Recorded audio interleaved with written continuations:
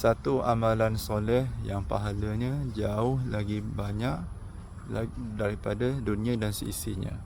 Nabi Muhammad SAW pernah bersabda, barang siapa yang solat sunat 2 rakaat sebelum solat fardu subuh, nescaya dia akan dapat pahala yang jauh lebih banyak daripada dunia dan seisinya. Jadi cuba tuan-tuan dan puan-puan bayangkan, dalam dunia kita ni ada sekian banyak harta, sekian banyak rezeki Allah bagi.